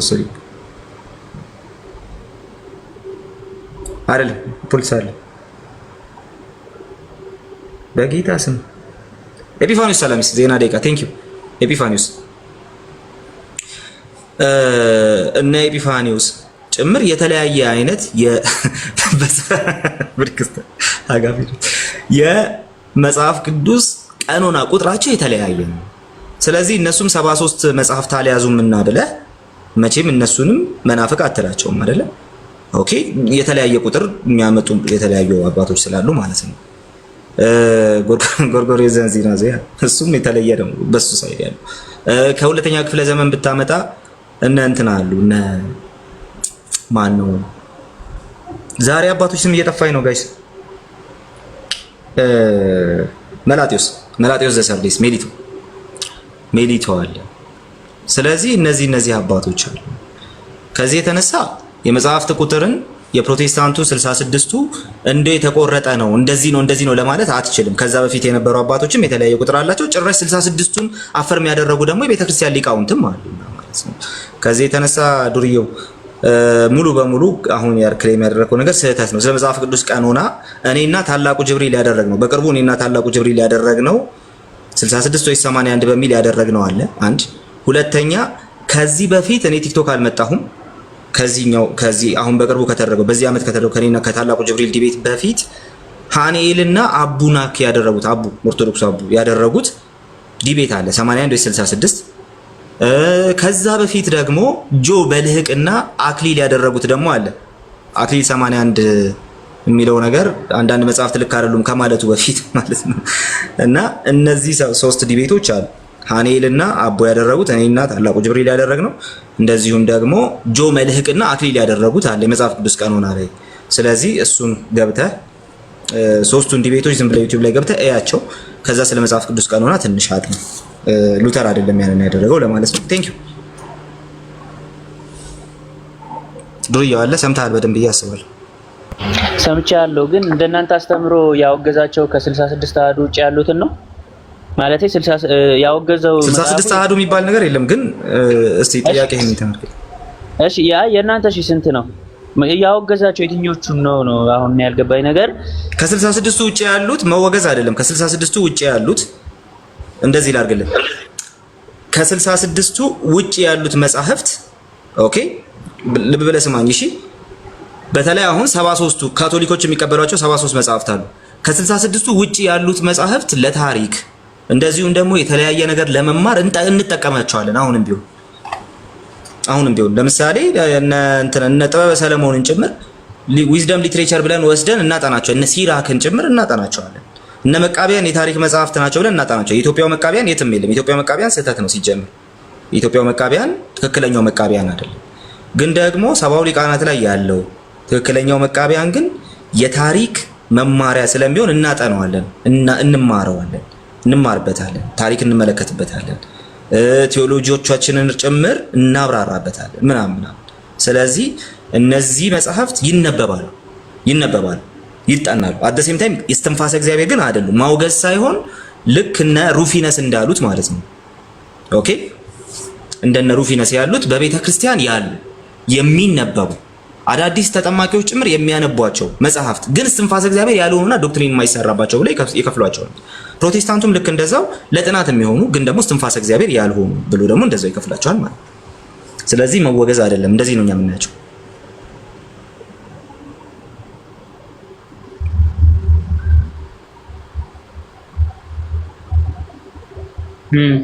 አይ አንተ ያልከኝ ነገር ግልጽ ሆኖልኛል። ግን አሁንም አንተ እያልከኝ ያለው እኛ የምንቀበላቸው መጽሐፍቶች አንተ እንዳልከኝ በእናንተ አስተምሮ ውስጥ ያሉትም የሰው ሐሳብ ናቸው። እሱ ደግሞ ያወገዘው የተጨመሩትንም የተቀነሱትንም ነው እና ማን ያወገዘው? ዮሐንስ ራእይ ላይ ያለውን ነው ማለት መጨረሻ ላይ የቀነሰ የጨመረ ብሎ የከለከላቸውን ማለት ነው። ስለ 66ቱ ስለ 80 አይደለም እሱ እንደዛ ያለው እኮ አልኩ እኮ። ግን ሁሉም ላይ ለምሳሌ ስለማን ነው እንደዛ ያለው? ከመጽሐፍ ቅዱስ ቃል የተጨመሩትንም የተቀነሱትንም እዛ መጽሐፍ ላይ አይደለ እሱ እየተናገረ ያለው እዛው የራእይ መጽሐፍ ላይ የተነገረውን ነገር በተመለከተ ነው። ስለ ራእዩ ብቻ። እሺ እሱን ግልጽ ላድርግልህ፣ የመጨረሻ ስለሆነ እሱን ግልጽ ላድርግልህ። የራእይ መጽሐፍ የሚናገረው በድፍን አዲስ ኪዳንና ብሉይ ኪዳን በብሉይ ኪዳንና አዲስ ኪዳን ከስቷል ይላል እንዴ? ጃኬት ለብሳለሁ አይደል? በብሉይ ኪዳንና አዲስ ኪዳን እግዚአብሔር የተናገራቸው ነገሮች ጠቅልል ብለው የገቡት ራእይ ዮሐንስ ውስጥ ነው። የእግዚአብሔር የተስፋ ቃል እግዚአብሔር ጃኬቴን አስታወስከኝ ኤቢ። የእግዚአብሔር የተስፋ ቃል እግዚአብሔር ለቅዱሳኑ የያዘው ነገር ቅዱሳኑ ጸንተው ምን እንደሚወርሱ ጭምር ከብሉይ ኪዳኑ ጀምሮ በተለይ ደግሞ በአዲስ ኪዳን ከማቴዎሱ ጀምሮ እስከ ራእይ ድረስ የተነገረው ነገር በሙሉ በዛ በራእይ መጽሐፍ ጥቅልል ብሎ ገብቷል። ማንም ከዚህ መጽሐፍ ቃል አንዳች የሚያጎድል እግዚአብሔር እድል ፈንታውን ያጎድልበታል ሲል በዛ መጽሐፍ ላይ የተነገረውን ነገር አይዲያ ነው እያነሳ ያለው እንጂ የመጽሐፍ ቅዱስ ቀኖናን እያነሳ አይደለም። በዛ መጽሐፍ ውስጥ የተነገረው ነገር ጌታ ኢየሱስ ክርስቶስ መጥቷል። ኦኬ ድሮ በምሳሌ በጥላና በምሳሌ ይነገር የነበረው አሁን በአካል ደረጃ ኢየሱስ መጥቷል፣ ሞቶልናል። አሁን ደግሞ ወደ አባቱ አድርጓል፣ ተመልሶ ይመጣል። እሱ አሸናፊ ሆኗል። ኦኬ እሱ አሸናፊ ሆኗል። ከሱ ጋር የሚያምኑ ባለፈው ብያቸዋለሁ። ዮሐንስ ራእይ ኤቢዚ ጋር አለ ብዬ አስባለሁ ከታችን መሰለኝ እንጂ ዮሐንስ ራእይ መጽሐፍ ያስፈልገዋል፣ መነጽር ያስፈልገዋል። ያ መነጽር ደግሞ ወደዚህ እንዳንል መጽሐፉን ፎከስ ዶን እንድናጠናው ያደርገናል። ስለዛ መነጽር ድጋሚ ከኤቢም ጋር በደንብ እናነሳዋለን። ይወደዋል በጣም አፖካሊፕስ ስሙን ይወደዋል መጽሐፍና መነጽር ያስፈልጋል። ያ መነጽር እንደዚህ ነው። ኢየሱስ አሸንፏል። መጥቶ ሞቶልን ከሞት ተነስቶ ወደ አባቱ ሲያደርግ በቃ አሸንፏል። ከሱ ጋር ጸንቶ የሚኖር ደግሞ እሱም አሸናፊ ይሆናል፣ ድል ነሺ ይሆናል።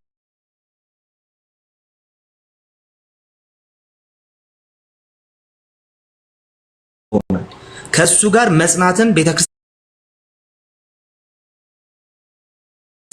መልመድ አለባት። ከሱ ጋር ጸንታ ልትኖር ይገባል።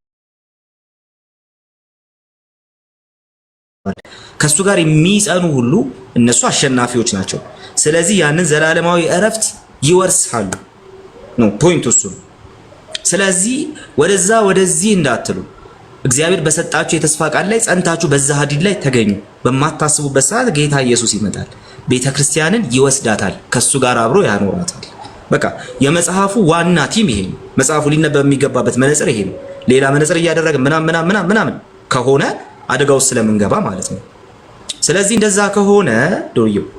ከሆነ የራእይ መጽሐፍ ላይ ማንም ሰው ከዚህ መጽሐፍ ቢያጎድል ሲል ስለ መጽሐፍ ቅዱስ ቀኖና የተነገረ ሳይሆን በራእይ ብቻ ሳይሆን ከሱ በፊት በነበሩትን መጽሐፍ የተነገረውን ያንን የድነት ነገር ክርስቶስ እስከሚመጣ ጸንቶ የመኖርን ነገር ከቤተክርስቲያን የሚጠበቅን ነገር እግዚአብሔር ለቤተክርስቲያን ሊያደርግላት ያለውን ነገር እግዚአብሔር ለቤተክርስቲያን ያደረገላትን ነገር ያንን ሁሉ ራእይ ውስጥ ጥቅልል ብሎ የገባውን ያንን ሁሉ ነገር ኦኬ ከነዛ ውስጥ ከተነገረው ጥቅልል ብሎ ከገባው ሐሳብ ውስጥ የሆነ ነገር አውጥቶ ትምህርቱን ለውጦ የሚያስተምር ቢኖር የሆነ ነገር ቢያጎድል ያ መጽሐፍ የሚናገረውን የሆነ ነገር ቢያጎድል እግዚአብሔር እሱን አይምረውም ነው ፖይንቱ እንጂ የመጽሐፍ ቅዱስ ቀኖናን የሚናገር ነገር አይደለም።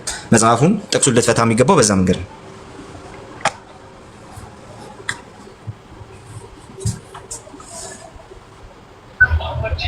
አመሰግናለሁ። እሺ ግን አትጥፋ ብቅ በል አይ እናወራለን በውስጥም ምናምን እና መጽሐፍ ቅዱሳዊ ጥቅስን ያዘለ ነገር አይደለም። እንደ ፕሮቴስታንት ስጠይቅህ እንደ ምሳሌ ነበር የመለስክልኝ የነበረው። ግን ማለት ሰዎች ባነሱት ሀሳብ ላይ የሰው ሀሳብ በሰው መንፈስ የተጻፉ ነገሮችን ነው መልስ የሰጠኸኝ ያለው። ግን በቃ በውስጥ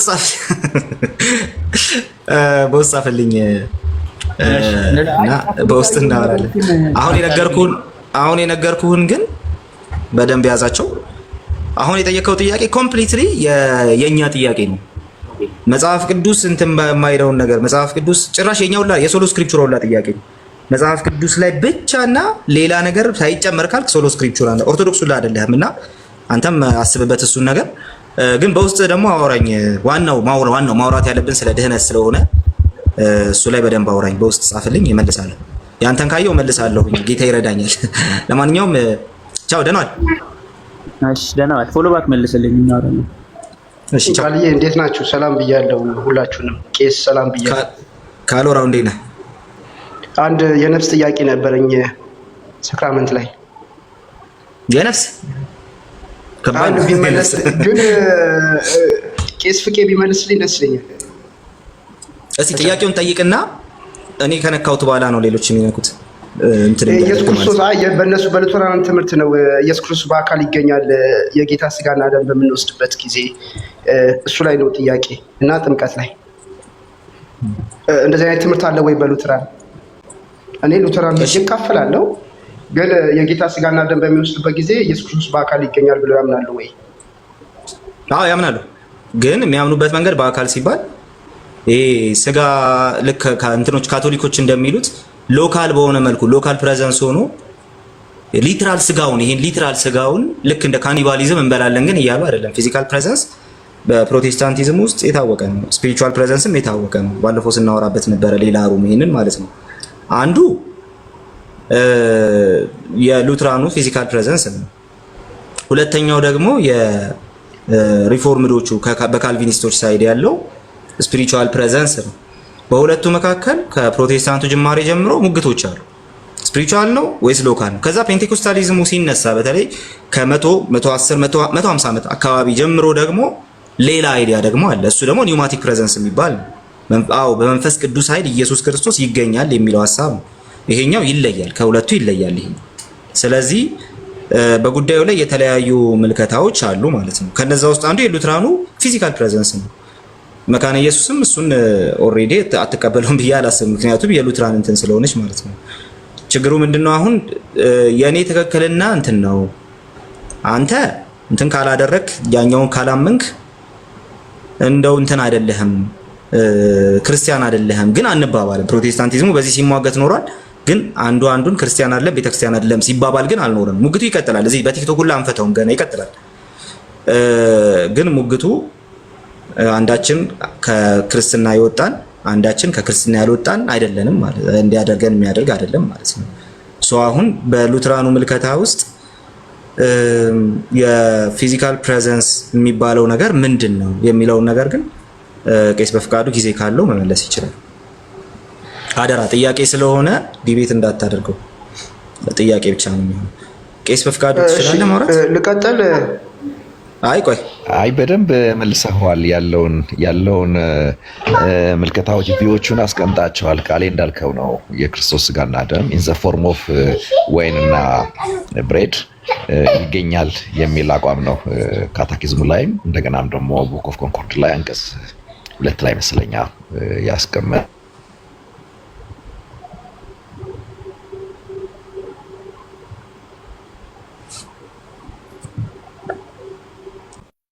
እኔ ጋር የተቋረጠው ቃልዬ አይሰማም።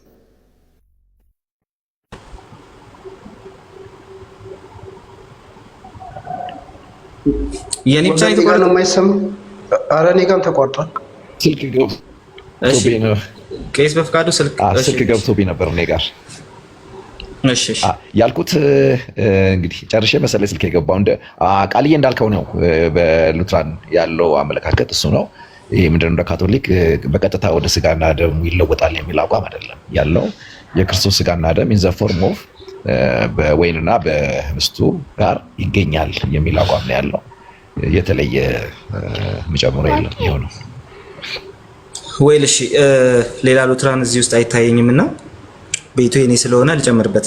ካሎራው እዚህ ጋር ነገረ ክርስቶስን ነው ቀጥታ ኮት የሚያደርጉት የሉትራን የሪፎርምዱም ቴዎሎጂ ማለት ነው። ቅድም የመሰረተ ክርስቶስ የሚል ነገር አይቻለሁ። መሰረተ ክርስቶስ እንዴት ማታብራራው ህብረት አለው ብቻ ነው የምትለው። ከክርስቶስ ስጋ ጋር ይሄ የምንበላው ህብስት የምንቆርሰው ህብስት ከክርስቶስ ስጋ ጋር ቀጥታ ህብረት አለው ነው የምትለው። ሜኖናይት ትራዲሽኑን ከያዝን ግን ሲምፕሊ የክርስቶስን ስጋና ደም እንመገባለን፣ ምክንያቱም ህብረት ስላለውና ይህ ስጋዬ ነው ብሎ ስለሰጠ ቀጥታ ይሄን እንመገባለን ትላለች። ጀስት በሜኖናይት ትራዲሽን ውስጥ ስንመለከተው ማለት ነው። አት ሴም ታይም ግን ከክርስቶስ ስጋና ደም ጋር ህብረት አለው ብላ ነው የምትቆም። ይህ ስጋዬ ነው ሲል ህብረት እንዳለው እየተናገረ ነው ብላ ነው የምትቆም። የሉትራንና የሪፎርምድ ቴዎሎጂው ግን ይህንን ፈርዘር ያብራራዋል፣ ፊሎሶፊካሊም ያብራራዋል፣ እንደዚሁም ደግሞ ተወሰነ ደረጃ ኤግዜጀቲካሊም ደግሞ ይሄድበታል። ስለዚህ በዚህ ውስጥ የሉትራኑ አይዲያ ከነገረ ክርስቶሱ ጋር አብሮ የሚሄድ ነው። ኮሙኒካቶ ኢዲዮማታ የሚባል ነገር አለ። ኮሙኒኬሽን ኦፍ አትሪቢዩትስ ማለት ነው። አንዳንድ ጊዜ እዚህ ላይ በጣም ብዙ ጩኸቶች እንግዲህ ሰሞኑንም ነበሩ። ከዚህ በኋላ ሊቀጥሉ ይችላሉ አይችሉም አላውቅም፣ ምናምን ከዛም ከዚህም እንትን ስንል ነበር ምናምን። ግን ቴዎሎጂው ላይ ማውራቱ ጥሩ ያስተዋውቀናል ብዬ አስባለሁ። መጀመሪያ መተዋወቁ ጥሩ ስለሆነ ማለት ነው። እና በዚሁ አንድ መጽሐፍ እዚህ ጋር አሁን ላይቭ ከመክፈቴ በፊት አንድ መጽሐፍ እያነበብኩ ነበር እዚህና እያነበብኩ የነበረው ጥምቀት ላይ ነው። እንደምታውቁት እኔ ምኬሲ ነኝ። የህፃናት ጥምቀትን እንትን አላደረገውም፣ ኢንተርቴን አላደረገም። የህፃናት ጥምቀትን ፕሮፖነንት አይደለሁም። ግን ጸሐፊው ምን ይላል? የህፃናት ጥምቀት የማይቀበል ሰው ነው፣ ግን ደግሞ በጣም በሚገርም ሁኔታ ጥምቀትን የሚያስረዳ ሰው ነው። እና ጸሐፊው ምን ያስቀምጣል? በመጀመሪያ ደረጃ ሪፎርምዶቹም፣ ሉተራኖች፣ ካቶሊኮች፣ ኦርቶዶክሶች ስለዚህ ቴዎሎጂ ስለ ህፃናት ጥምቀት የሚያስተምሩትን ነገር በደንብ መረዳት ያስፈልጋል። ስለነሱ በትክክል የሚያስተምሩት የተለያየ ስለሆነ ማለት ነው። ኦኬ፣ ስለ ጥምቀት የሚያስተምሩት ነገር የተለያየ ነው። የህፃናት ጥምቀትን በተመለከተ ኢቭን የሚያስተምሩት ነገር አንድ አይነት አይደለም። ስለዚህ የግድ እነሱን ወገኖቻችንን አክብረን ስለሆነ ማውራት ያለብን የሚሉትን ነገር በትክክል መረዳት ያስፈልጋል ብሎ ይናገራል። በትክክል መረዳት የሚሉትን ነገር፣ ምክንያቱም ዊ ሪስፔክት them። ስለዚህ የሚሉትን ነገር በትክክል መረዳት ያስፈልጋል። አሁን የሚሉትን ነገር በትክክል እንረዳው። አስቀድም የሚወራው ነገር ኮሙኒካቶ ኢዲዮማታም ውስጥ ነው፣ ወይም ደግሞ ኮሙኒኬሽን ኦፍ አትሪቢዩትስ ውስጥ ነው። ኮሙኒኬሽን ኦፍ አትሪቢዩትስ ማለት ምን ማለት ነው? ከዚህ ነው መጀመሪያ ያለብን ያንን የጌታ አራት ነገረ መለኮቱን ለመረዳት ማለት ነው። ስለዚህ እያሉ ያሉት ነገር ክርስቶስ ለመለኮትነቱ የሚነገረው ነገር ቀጥታ ለስጋው ይነገራል። ለሰብአዊነቱ የሚነገረው ነገር ለመለኮትነቱ ይነገራል። ኦሊቨር ክሪስፕ የተባለ አንድ ሰው አለ፣ ክሪስቶሎጂ ላይ በጣም አሪፍ ነገር ጽፏልና ዲቪኒቲ ኤንድ ሂውማኒቲ የሚለው መጽሐፉ ላይ አንዳንድ ነገሮችን ያነሳል ከሉትራን ቴዎሎጂያኖች አንፃር። አይ በአንድ ሳይድ ብቻ ነው ለስጋው የሚነገረው ለመለኮቱም ይነገራል በሚለው ብቻ ነው መውሰድ ያለብን የሚሉ ቴዎሎጂያኖች አሉ። አይ በዛም በዚህም መሆን ይችላል የሚሉ ቴዎሎጂያኖች አሉ ይላል። ነገር ግን አሁን አንዱን ብቻ ይዘን እንሂድ፣ በሁለቱም ይነገራል። ለምሳሌ አምላክ ሞቶልናል፣ መለኮት አይሞትም። አምላክ ሞተልን ስንል ምን ማለት ነው? በስጋ ሞቶልናል። ስጋ ስለሞተ አምላክ አልሞተም ማለት አንችልም። አይታል። እንደዚሁም ደግሞ ኢየሱስ ክርስቶስ አምላክ ነው እንላለን። ኢየሱስ አምላክ ነው ስንል ስጋ ብቻውን አምላክ መሆን ባልቻለ ነበር። ነገር ግን ይሄ ስጋ በአንድ አካል ወይም ደግሞ በስላሴ ሁለተኛው አካል አስዩም የተደረገ ገንዘብ የተደረገ አካል ስለሆነ ኢየሱስ አምላክ ነው ስንል ከስጋው በስተቀር አንልም። አይታል። ለምን ሲባል ለመለኮቱ የተነገረ ነገር ለስጋውም ስለሚነገር ኮንፍሌት አናደርግም፣ አንቀላቅልም።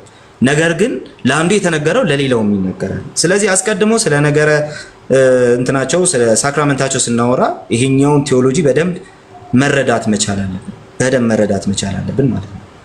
አሁን ቀጥሎ ታዲያ ህብስቱ የጌታ ስጋ ነው ብሎናል መጽሐፍ ቅዱስ ላይ ቀጥታ ይህ ስጋዬ ነው ብሎናል። ሳክራመንቶች ሉተርም ይሄንን ያነሳል። ሳክራመንቶች እንትን አላቸው ሲባል ሳክራመንቶች ኢምፓክት አላቸው ሲባል ሳክራመንቶቹ በራሳቸው ህብስቱ ህብስት ስለሆነ አይደለም ኢምፓክት ያለው፣ ህብስቱ ከቃሉ ጋር ስለሆነ ነው። ይሄ ነገር ብዙ ሰው ሲያምታታ ይቻላል። ጥምቀቱ ውሃው ከቃሉ ጋር ነው። ይሄኛው የሉትራን ቴዎሎጂ አክቹሊ በደንብም ለማብራራት ጊዜ ያገኘን አይደለም፣ ያው የተባባልን ስለሆነ ማለት ነው። አስቀድሞ ምን ማለት ነው የሚለውን ነገር ለማወቅ ለመረዳት በደንብ ቁጭ ብሎ የሚሉትን መረዳት ያስፈልጋል። ከቃሉ ጋር ነው ማለት ቃሉ ስለዛ ነገር የሚለው ነገር ነው ኢምፓክት እያመጣ ያለው። ለምሳሌ ይህ ስጋዬ ነው ብሎ ሰጣቸው።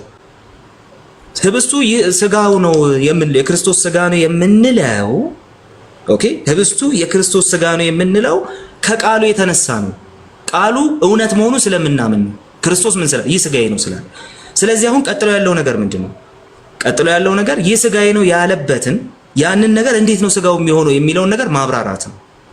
ክርስቶስ በምን መልኩ ቢገኝ ነው ስጋዬ ነው የሚለውን ነገር ማብራራት ነው። ስለዚህ በነገረ ክርስቶስ ውስጥ በእነሱ ነገረ ክርስቶስ ውስጥ ለስጋው የሚነገረው ለመለኮቱ የሚነገራል። ህብስቱ ይህ ስጋዬ ነው ካለ ህብስቱን እነሱ የሚያብራሩት እንደዚህ ሞድ ኦፍ ፕሬዘንስ ይባላል።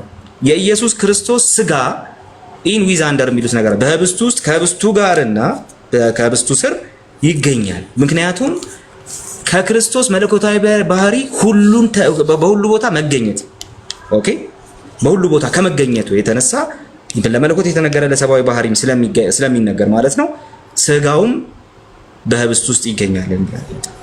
ኦኬ፣ ስለዚህ ይህ ስጋዬ ነው ሲል ከዚህ ፕሬዘንስ አንጻር ነው ብለው ያብራሩታል ማለት ነው። ተቀበለዋለህ አትቀበለውም? የኔ ምልከታ ከዚህ ይለያል። ኮምፕሊትሊ ከዚህ ይለያል የኔ ምልከታ ከሉትራን ነው ማለት ነው። ነገር ግን ሞድ ኦፍ ፕሬዘንሱን በተመለከተ ይህን ስለሚያምኑ በዛ ደረጃ ያስረዱታል ማለት ነው። ከዛ ቀጥሎ ዶክተር ናውል ባለፈው መጥተው አብራርቶታል። ይሄን እንደ ሉትራን ሞድ ኦፍ ፕሬዘንስን የማያብራሩ ሰዎች እንደ ሉትራን ነገረ ሳክራመንታቸውን ይሄንን ወይም ደግሞ የዩካሪስት ትምህርትን የማያብራሩ ሰዎች አብረው እንዳይወስዱ ይሄ ሳክራመንት አብረው እንዳይወስዱ የሚደረግባቸው ዲኖሚኔሽኖች አሉ። ሁሉም ሉትራኖች እንደዛ ናቸው ማለት አይደለም። ኦፕን የሆነበት ቦታ አለ፣ ክሎዝድ የሆነበት ቦታ አለ። ነገር ግን እንደዛ የሚሆንበት ምክንያት እናንተ አልዳናችሁም እያሉ አይደለም። እዚህ ጥርት ማለት ያለበት ነገር እሱ ስለሆነ ማለት ነው። እናንተ አልዳናችሁም እያሉ አይደለም። ክሎዝ ያደረጉት ኦፕን ያደረጉ አሉ። እሺ ይሄ ሳይረሳ ኦፕን ያደረጉ አሉ። ክሎዝ ያደረጉት ግን እያሉ ያሉት ነገር እንደዚህ ነው። ይህን እኛ የምናብራራውን ነገር ኦኬ፣ ይህን እኛ የምናብራራውን ነገር እናንተ ሳታብራሩት ብትወስዱት በትክክል የኛ ትምህርት ሳይገባው ሰውየው አብሮን እንዲወስድ እየፈቀድንለት ነው። በትክክል ሳይረዳው የምናወራው ነገር በትክክል ሳይረዳው እንዲወስድ እየፈቀድንለት ነው። ያ ከመንፈስ ህብረት ጋር ኦኬ፣ ከመንፈስ ህብረት ጋር በመንፈስ ህብረት ከማድረግ ጋር በዛ ጉባኤ ላይ በሁሉ ነገር ላይ አንድ አይነት ሆኖ አብሮ ከእንትን ከማድረግ ጋር አብሮ ከመቀጠል ጋር የሚገናኝ ነገር ስለሆነ ኖ እናንተ በምልከታችሁ የእናንተ አይነት ምልከታ ያለው ጋር ብትወስዱ መልካም ነው ብለው ክሎዝ ያደርጉታል፣ ይዘጉታል ማለት ነው እንጂ አልዳናችሁም እያሉ አይደለም። ቤተክርስቲያን አይደላችሁም እያሉ አይደለም። ይሄ በጣም በትክክል መቀመጥ መቻል አለበት፣ ክሎዝ ያደረጉት ራሳቸው ማለት ነው። ስለዚህ በዚህ መንገድ ይብራራል ማለት ነው። ሌላው ደግሞ በዚህ ጋር እንግዲህ ይሄ ሉትራን ቴዎሎጂውን ነው። እሺ እዚህ ቲክቶክ ላይ ማንም ሰው ያወራውን ነገር አንስቼ ያወራው አይደል? አንተ እያስተካከልክ ነው እያወራ ያለው። ግን እኔ አሁን ከሉትራኖች የተረዳሁት እሱን አይደለም፣ ሌላ ቦታም ጠይቄ ነበር። ቆይ ካሎራው ቆይ የእነሱን እዛው ጠይቃቸው። እኔ ነገርኩህ ኦልሬዲ ቴዎሎጂውን ነው እንጂ ቲክቶክ ላይ ያለውን በጭራሽ አይደለም ብያለሁ። እሺ ቃልዬ እንደዚህ ጠይቃ። አንተ እነሱ ጋር ሄደህ ትወስዳለህ የጌታ እራት? አይ ወስጄ አላውቅም። ሙሰሊም እነሱ ግን አንተ አሁን ቄስ በፍቃዱ መቼም ሲያስተምር ነበር። እኔ አስተምር ሄዳለሁ እንጂ የጌታ ስጋና ደም ከእነሱ ጋር ህብረት አላደረገም። አሁን ወንድሞች በህብረት ነው አይደል የሚወስዱት? ወንድም ከተባለ እንደው በህብረት ከተቀመጥን ለምንድን ነው የማይወስዱበት ምክንያት ምንድን ነው? ምክንያቱም ቅድም አስረድቼ ነበረ እኮ አማናዊ ባስተምር እዚህ ጋር አንዴ ሶሪ ገባሁኝ። እሺ ቄስ ችግር የለም። አሁን ያለውን ያልኩበት ቦታ የት ነው? ከየት ነው ያገኘው? እንደዛ ስል የሰማበት ቦታ ባለፈው ቤት የተከፈተ ጊዜ በህፃናት ጥምቀትና ባለፈው አስተምሬ ሄዳለሁ እንጂ አልለብስም አልወስድም ብሏል ብሎ ተናግሯል ስላለ ለዛ ነው እኮ አሁን ግልጽ አድርግልኛ። እሺ እንደዛ ከሆነ አይ በቃ ካሎራው በቃ ቆይ አንዴ ቴዎሎጂውን ነው ያወራን። እሺ እንደፈለክ እየተጫንከኝ ነው እንዳወራ ፈቀድልኛ። አንቃል አሁን ጥያቄ አንዴ ቆይ ካሎራ አንዴ ቤቱን የከፈትኩት እኔ ስለሆንኩና የጥያቄና መልስ ሰዓት ስለሆነ ቀጥታ እኔ እያወራሁ ነው። እኔ ካወራሁ እኔ ጋር ነው መጨረስ ያለብህ። አንደኛ፣ ሁለተኛ ደግሞ አሁን ቄስ በፍቃዱ ያላለውን ነገር ብሏል እያልክ ነው። ስህተት ነው ይሄ። በቃ ትክክል አይደለም። ቀጥታ አሁን ስለ ቴዎሎጂው ጠይቀኸኛል፣ እኔ እየመለስኩልህ ነው። ቴዎሎጂውን በተለየ መንገድ እንትን ብላችኋል። እነሱ እያሉ ያሉት ነገር እናንተ ቤተክርስቲያን አይደላችሁም ነው እያሉ ያሉት እዚህ ቲክቶክ ላይ ያሉት ካልክ እንዲህ ያለ ሰው ካለ ይኸው ፊት ለፊት ነው የምነግርህ። የኛ ማብራሪያ ለምሳሌ ፔንቴኮስታል ሌላው ፔንቴኮስታል ሪል ፕሬዘንስን አያምንምና ቤተክርስቲያን አይደለም የሚል ሰው ካለ ተሳስቷል። አለቀ። ይኸው አምጣና አገናኘኝ እሱን ሰውዬ ማለት ነው። ተሳስቷል። ማንንም ቢሆን በአካል ይገኛል። ያንን የጌታ ስጋና ደም እነሱ በአካል ይገኛል ብለህ ታምናለህ? እንደነሱ እንደዛ ብለህ ነው የምትወስደው? ቆይ ኧረ አንዴ ቆይ የኔ እነግርሃለሁ። አንድ ጊዜ ቆይ መጀመሪያ ልጨርስ። የሚባለውን ነገር ሰምተህ ነው እንትን ማድረግ ያለብን። የመጀመሪያው ነገር ቤተክርስቲያን አይደላችሁም ፔንቴኮስታሎች። አሁን ሪል ፕሬዘንስ ፔንቴኮስታሊዝሙ አያምንም። አለቀ በቃ። ይሄ ካቶሊኮች እንትኖች በሚያስተምሩት መንገድ ጌንስ ማይስታቲከም ሉተራኖች በሚያስተምሩት መንገድ አያምንም ፔንቴኮስታሎች ማለት ነው። ፔንቴኮስታሎች በዚህ ምክንያት ቤተክርስቲያን አይደላችሁም የሚል ሉተራን ካለ ይዘውናል። ቄስ በፍቃዱ እንደማይል በጣም እርግጠኛ ስለሆንኩኝ ማለት ነው፣ እንዳላለም ስለሰማው ማለት ነው። ነገር ግን ይሄንን የሚል ሰው ካለ ፔንቴኮስታሎች በጌታ አራት ትምህርታቸው ምክንያት ቤተክርስቲያን አይደሉም የሚል ሰው ካለ ያው ግልጽ ዲቤት ጠርቸዋለሁ። አሁን መምጣት ይችላል። ይሄ ሁሉን ነገር እንትን ያደርጋል ብዬ አስባለሁ። አሁን እኔ ማምነውን ጠይቀኝ እና ተመለስ ነው ቃልዬ። ቴንክ ዩ። እሳቸውን ብጠይቅስ አሁን ጴንጤቆስቴ ጋር ይወስዳሉ ወይ? አይ ኖ እኔን ነው የምጠይቀው። እሳቸውን እሺ አንተ ትወስዳለህ?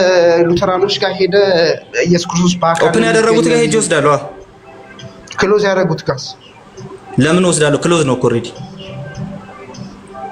እንዴ ሳታምንበት በአካል ይገኛል ብለው ከሚያምኑ ጋር ትወስዳለህ ማለት ነው? ኦፍ ኮርስ ወስዳለሁ። እኔ አልከለከልም፣ ወስዳለሁ። አይ በቃሽ። እሳቸውን ብጠይቃቸው ግን ደስ ይለኝ ነበር። ከአገርከኝ ችግር የለም። አይ ቤት ሲከፍቱ ብጠይቅ ይሻላል። ምክንያቱም ጀስት እኔ አሁን ለጥያቄና መልስ ስለሆነ እየከፈትኩት እኔን ጠይቀኸኛል፣ እኔ መልሼልሃለሁ። ክሎዝድ ከሆነ ኦልሬዲ ክሎዝድ ነው፣ ለምን ይወሰዳል? ኦፕን ላደረጉልኝ ሰዎች ግን ሄጄ ወስዳለሁ። ሄጄ እስካሁን ወስጄ አላውቅም። እኔ ከቸርች ውጪ ጌታ እራት ወስጄ ማለት ኦኬ፣ አንዴ ወስጃለሁ፣ የሆነ ቸርች ወስጃለሁ፣ እሱም ፔንቴኮስታል። ግን ደግሞ እኛ ጋር ደግሞ መጥተው የወሰዱ የመካነ ኢየሱስ ልጆች አውቃለሁ። ስለዚህ የሚፈቅዱ ሰዎች ጋር ሄደን እንወስዳለን። አይ አንፈቅድም የሚሉ ጋር ለምን እንወስዳለን? ሲጀመር ዘግቶታል። እንዴት እንወስዳለን? አይ እናንተም ጋር መተን አንወስድም፣ ምክንያቱም ትምህርታችን ይህንን እንትን እንዳንል ይፈልጋል ካለ ደግሞ ኦልሬዲ አንወስድም። ኦልሬዲ አይወስድም፣ መጥቶ እኛም ጋር አናስገድደውም ማለት ነው። እዚህ የጦርነት ጉዳይ ያደረግነው አመጣነውና የጦርነት ጉዳይ ያደረግነውና ስትጠይቁ እስቲ በእንትን ጠይቁ እባካችሁ፣ በጸሎት መንፈሱን